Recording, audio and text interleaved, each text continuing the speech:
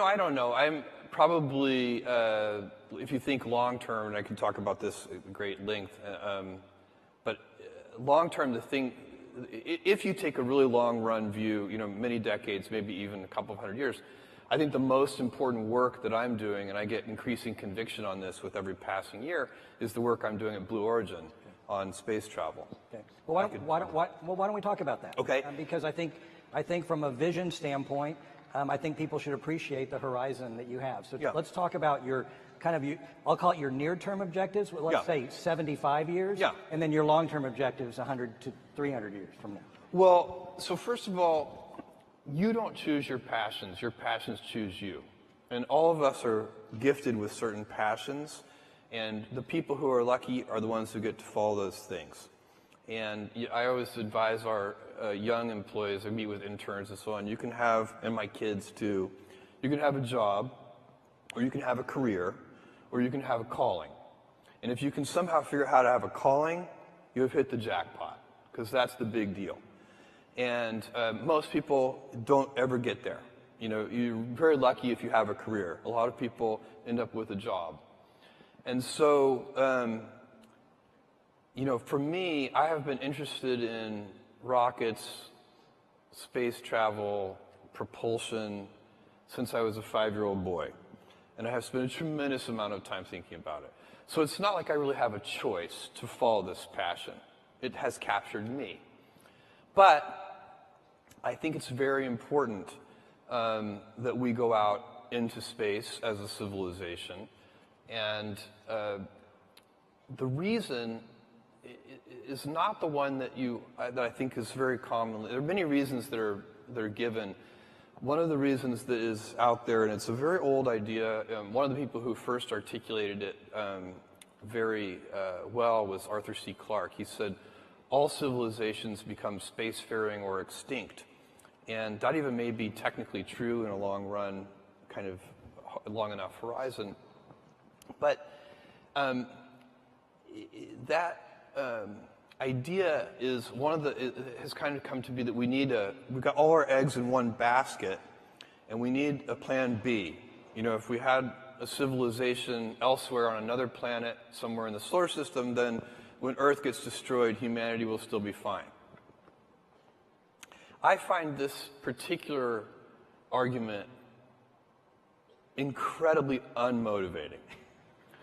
We have now sent robotic probes to every planet in this solar system. Believe me, this is the best one. It is not close. My friends who want to move to Mars, I say, I have an idea for you.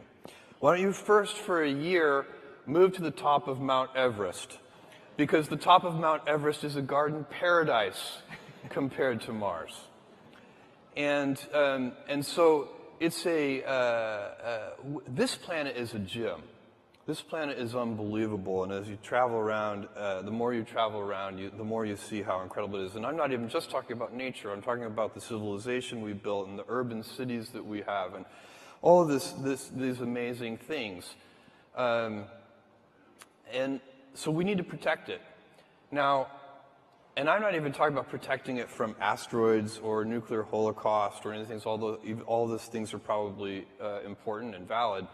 But we don't need to worry about that because we have something more certain that is a problem. And that is, if you take current baseline energy usage on Earth today, global energy usage, and compound that at just 3% a year, then in just a few hundred years, you're going to have to cover the entire surface of the Earth in solar cells. That's how powerful compounding is. So, and by the way, we have been growing energy usage at a few percent a year for a long time. So, our civilization has a lot of advantages because we increase our energy usage. The human body, in a state of nature, if you are just an animal in the state of nature, your body, your metabolic rate, uses about 100 watts of power. But a modern person living in a developed country, you actually use, your all-in civilizational per capita metabolic rate is 11,000 watts. We use a lot of energy. That's about as much energy as a blue whale uses. And so we have, there are billions of us, and most of us aren't even really living in the kind of lifestyle of a developed country yet, but they will be very soon, and we hope they will be. We want them to. And so you're going to face a choice, and you won't face this choice, and I won't face this choice, but your grandchildren's grandchildren will face this choice. Do you want to live in a world of stasis, or do you want to have 1 trillion humans living in the solar system? Because the solar system is big. Earth is small. We capture Earth's surface is so small, it captures a tiny, tiny fraction of the solar output. So once you go out into space, you have, for practical purposes, once again, unlimited resources. And the solar system can easily support 1 trillion humans. If you had 1 trillion humans, then you'd have 1,000 Mozarts and 1,000 Einsteins and so on and so on. That would be a dynamic, incredible civilization in which you would want your grandchildren's grandchildren to live in. I think ultimately, Earth becomes zoned, residential and light industrial. And, we'll have universities here and beautiful parks and houses, but we won't have big factories here. All of that will be much better done in space, where we have access to much higher quality resources. And so that's going to take that's a multi-100-year vision. And my piece of this vision is I'm taking my Amazon lottery winnings and I'm converting them into reusable rocket vehicles so that we can lower the cost of access to space. Because right now the price of admission to do interesting things in space is just too high. If I look at what Amazon was able to do 20 years ago, we didn't have to build a transportation network. It already existed. That heavy lifting was in place. We didn't have to build a payment system. That heavy lifting had already been done. It was the credit card system. We didn't have to put a computer at every desk. That had already been done too, mostly for playing games, by the way, and so on. So all the pieces of heavy lifting were already in place 20 years ago, and that's why, with $1 million, I could start this company. Today, and then there are even better examples on the internet over the last 20 years. Facebook started in a dorm room. I guarantee you 2 kids cannot build a giant space company in their dorm room. It's impossible. But I want to create the heavy lifting infrastructure, kind of do the hard part, so that the future generation, 2 kids in a dorm room, will be able to create a giant space company. So that's the goal. And then, thank you, you're not going to achieve the vision that I just laid out of 1 trillion humans living in space and having this dynamic world without a big industry made up of thousands of companies. But it has to start with making the vehicles much more productive. And right now, you use a rocket once and you throw it away, and that is just a very expensive way to do business. So can I talk then about another element to get you to discuss your vision? This may not be germane to the work you're doing, but you are one of the great thinkers. Artificial intelligence. Yeah. Pros and cons. We've heard people talk about the great benefits. We've heard about disrupting and changing and leaving us all in a jobless society. We've heard autonomous weapons are a disaster. Yeah. Where do you fall on your vision of where artificial intelligence is going to go, and also some of the more cautionary, and also some of the benefits? Well, you mentioned a few things there. Each of those is worth visiting because they're different. I think autonomous weapons are extremely scary. I think it's a big, and you, by the way, do not need general AI. So right now, the things that we know how to do, you should think of those things as what is called narrow AI.